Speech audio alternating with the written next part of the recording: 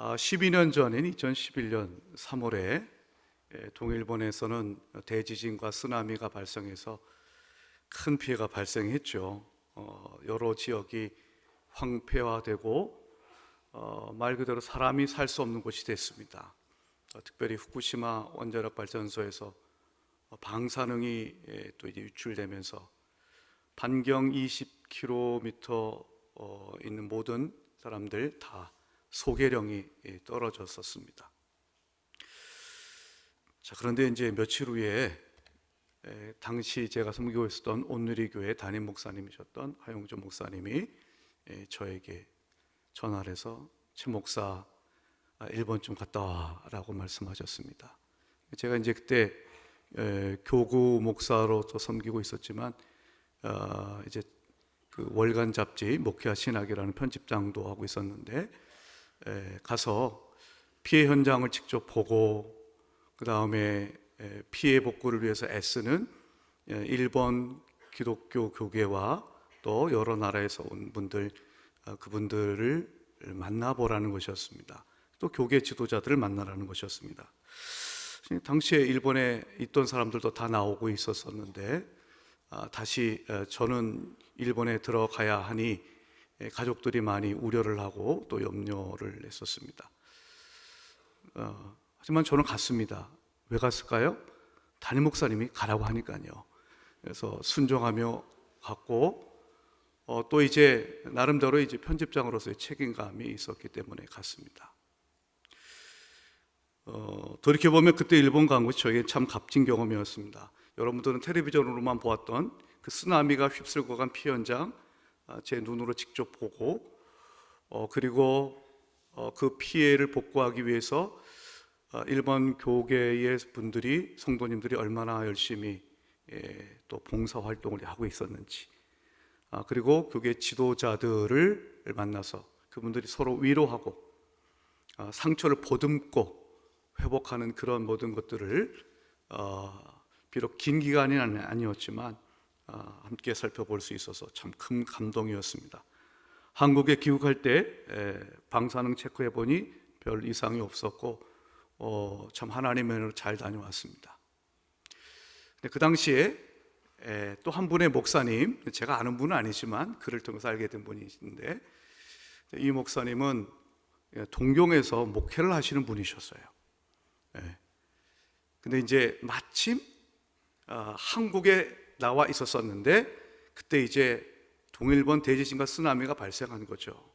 근데 이분이 이제 자기는 이제 돌아가야 되겠다라고 생각을 하고 떠나기 전날 말 청년들이 모인 가운데 이제 설교를 합니다. 그러면서 이런 얘기를 했답니다. 여러분, 저는 지금 세상에서 제일 안전한 곳으로 갑니다. 청년들이 아니 일본으로 다시 돌아간다는데 거기가 왜 제일 안전해? 그분이 하시는 말씀은 이거였습니다. 지금 전 세계 교인들이 일본을 위해서 기도하고 있습니다. 기도가 가장 많이 쏟아지고 있는 그곳이 가장 안전한 곳입니다. 저는 한국에 와보니 기도의 열정이 식어버렸음에도 불구하고 아무 탈 없이 지내는 한국 교회가 더 위험하다고 생각합니다. 그리고는 이제 돌아가셨대요. 자, 여러분 제 이야기와 또 이제 한 목사님의 이야기를 들으셨습니다.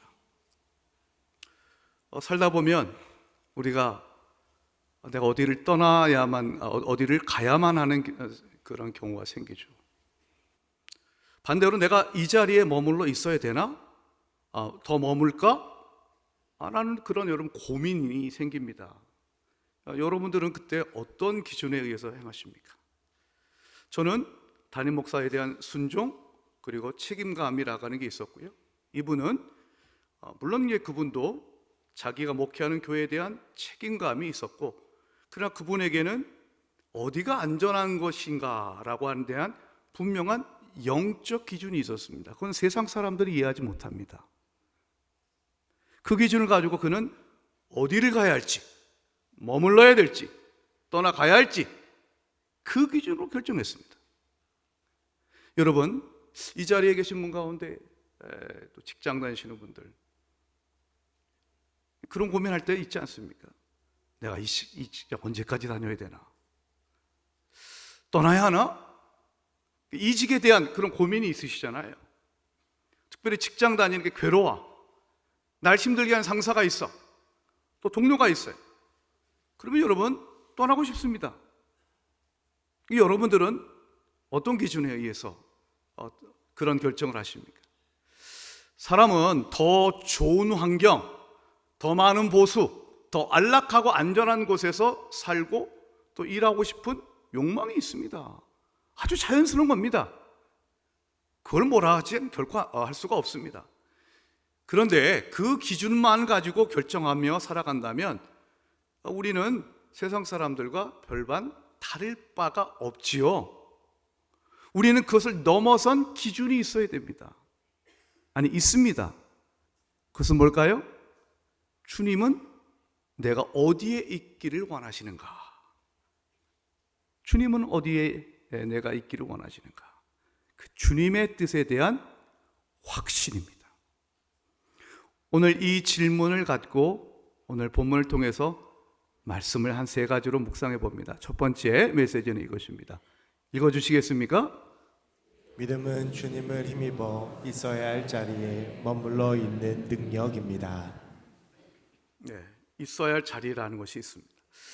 자, 지난주에 비시디아 안디옥에서 복음을 전했던 바울과 바나바가 이제 담대히 복음을 전했지만 믿지 않는 자들의 박해 때문에 그곳을 떠나서 다음 선교지로 갑니다. 그곳이 이제 이고니온이라는 곳입니다.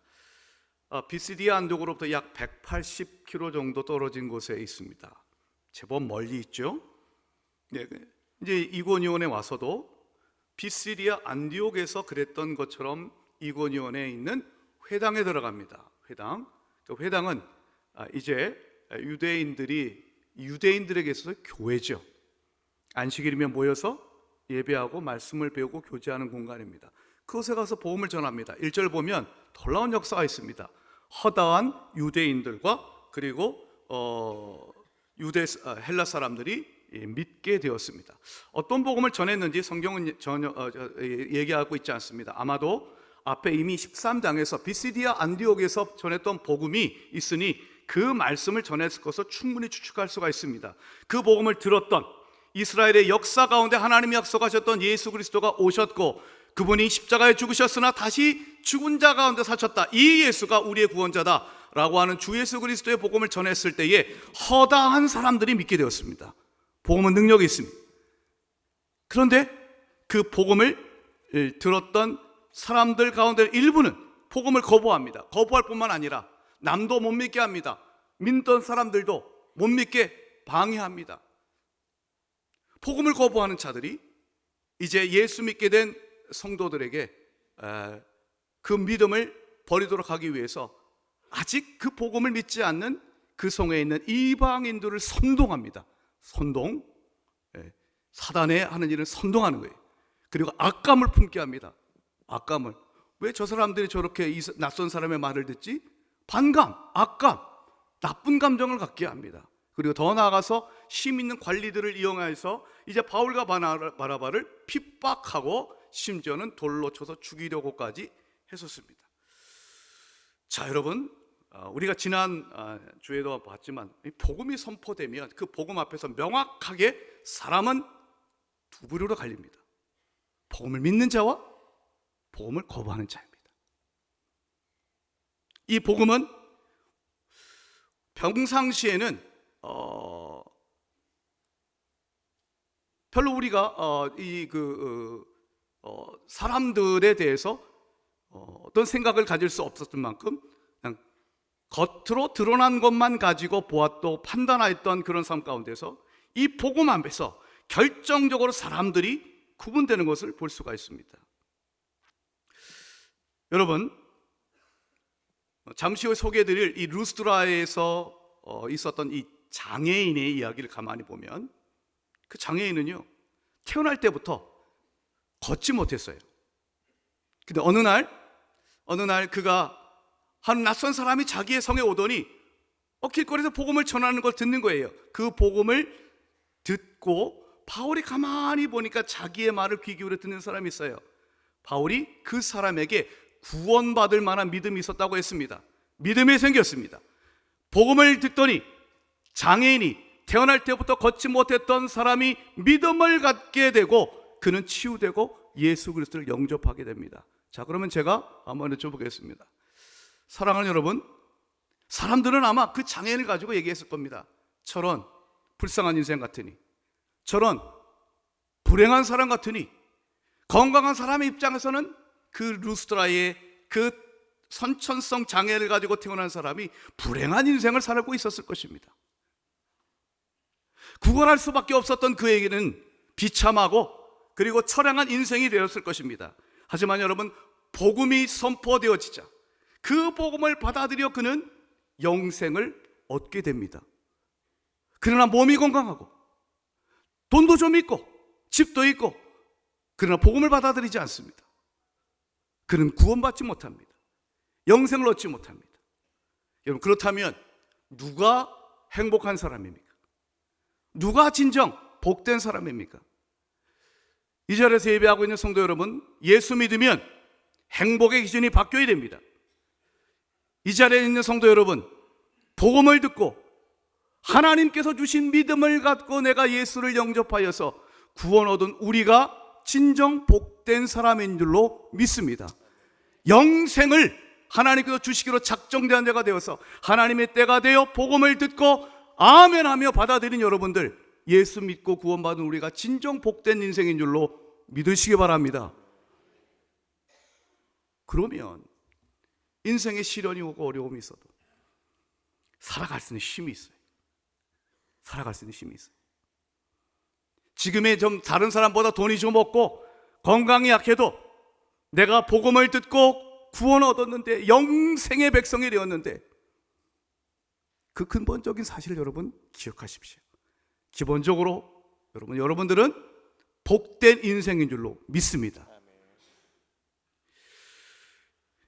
바울이 이 복음을 전하면서 여러 핍박을 받았습니다. 그럼에도 불구하고 이고니온을 떠나지 않습니다.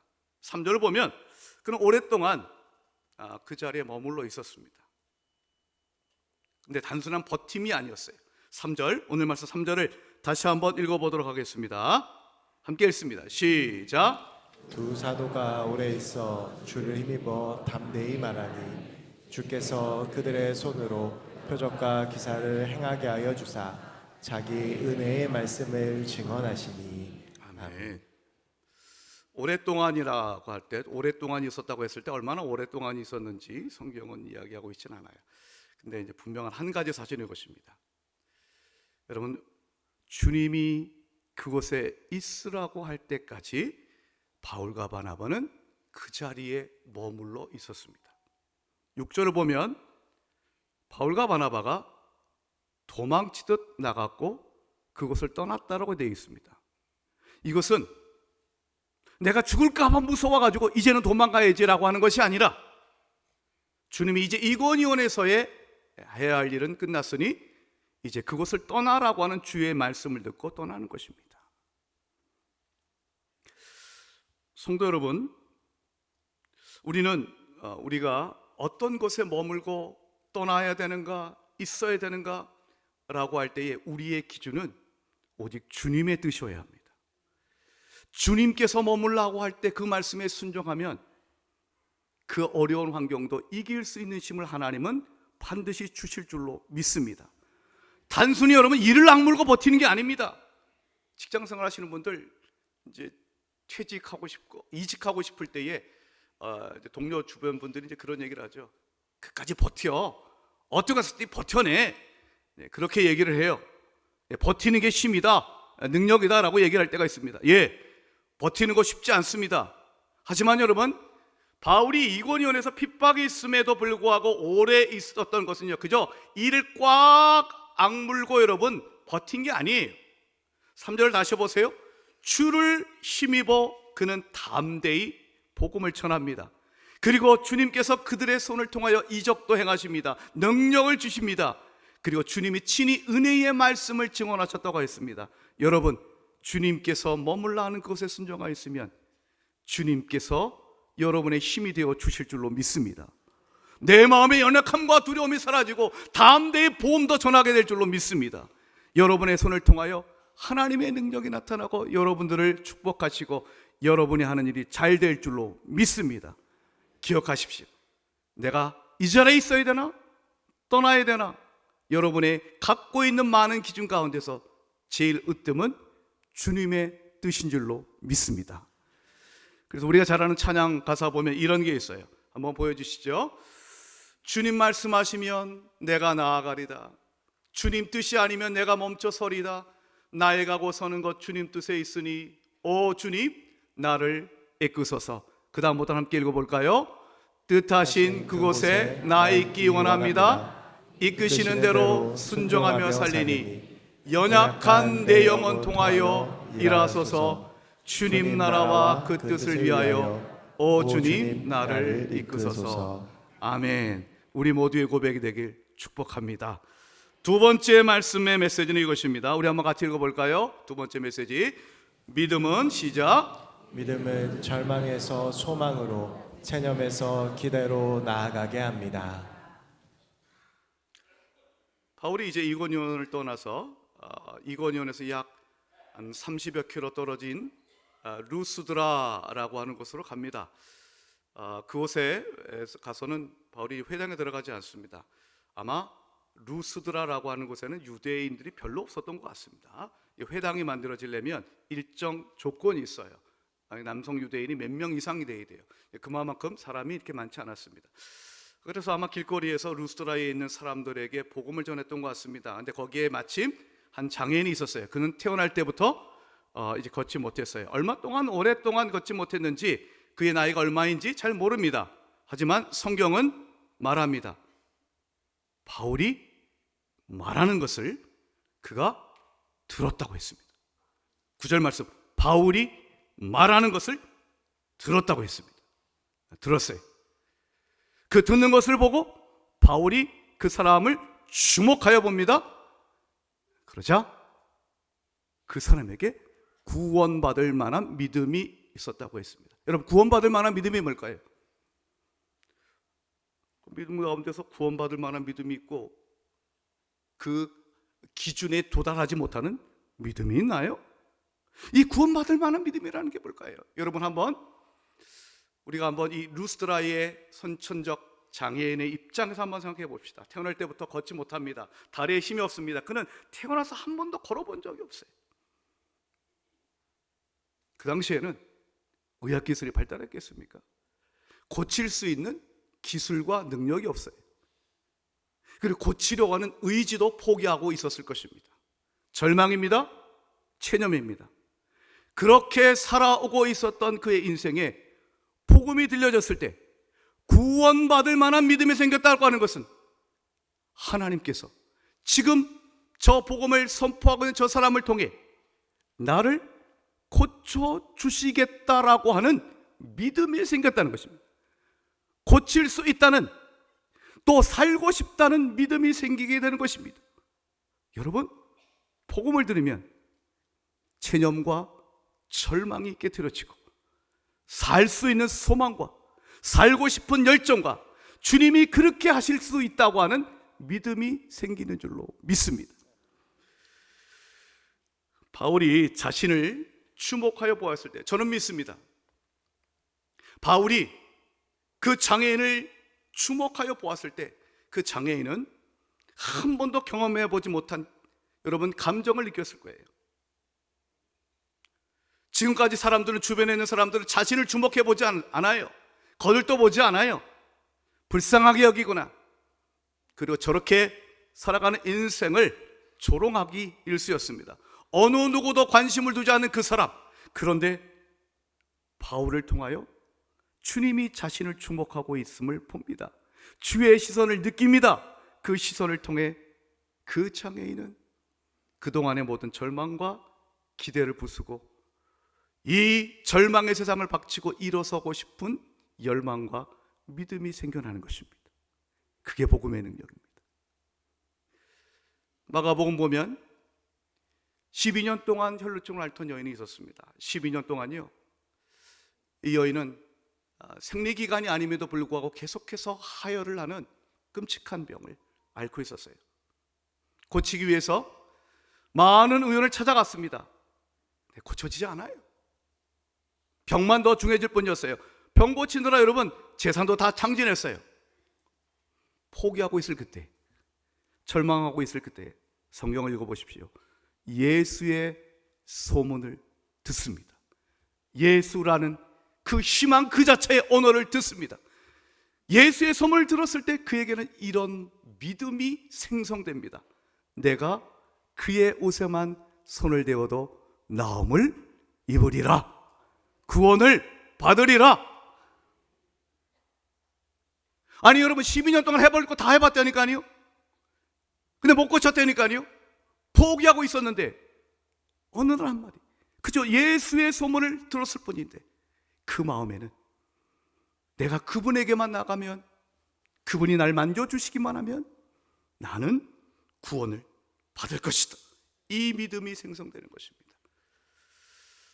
오늘 여러분 이 자리에 오신 여러분들 가운데서 여러 가지 이유로 여러분 체념하고 절망하고 계십니까? 복음은 모든 믿는 자를 구원하시는 하나님의 능력이 되시는 줄로 믿으시기 바랍니다. 여러분의 절망을 깨트리고 소망 가운데 이끄시는 하나님이 나의 하나님이신 줄로 굳게 믿으시길 축복합니다.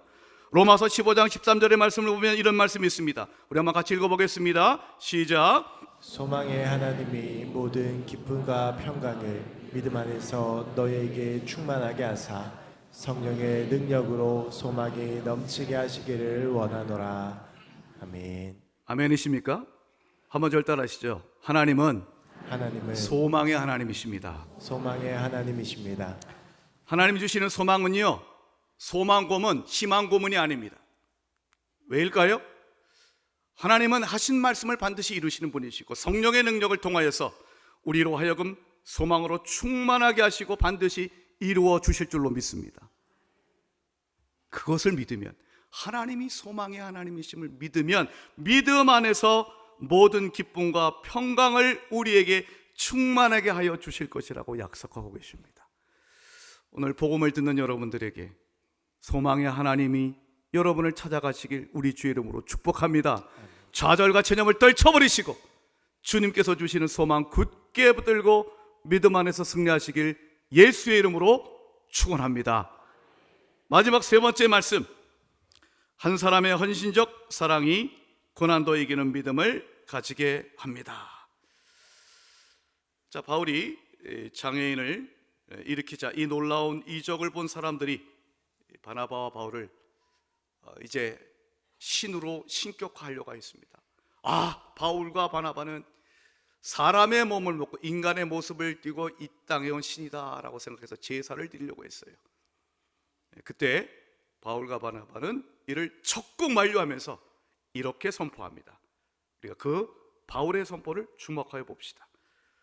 사도행전 14장 15절의 말씀, 이르되 여러분이여 어찌하여 이러한 일을 하느냐, 우리도 여러분과 같은 성정을 가진 사람이라 여러분에게 복음을 전하는 것은, 잘 들어보십시오, 이런 헛된 일을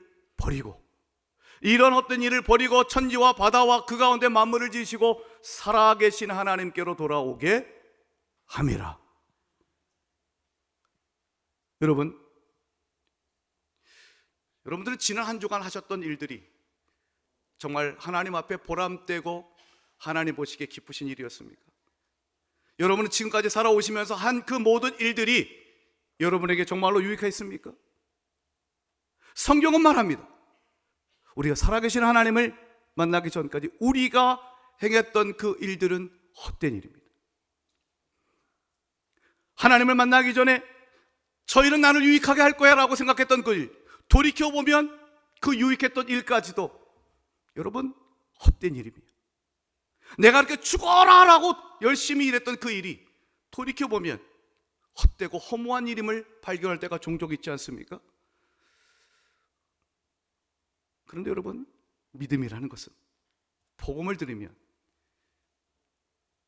내 인생의 그 허무하고 허전하고 쓸쓸하고 만족함이 없었던 바로 나의 인생이 천지를 지으신 그리고 지금도 살아계신 하나님께로 돌아가면 여러분의 그 텅 빈 가슴은 하늘의 기쁨으로 충만하게 될 줄로 믿습니다. 그게 복음의 능력입니다. 이 말을 들었던 사람들은 그 루스드라의 사람들이 바울과 바나바의 이야기를 듣고 그들을 신격하는 것을 중단하게 됩니다. 하지만 바울에게 또 다른 시련이 찾아옵니다. 이번에는 아주 큰 시련이었습니다.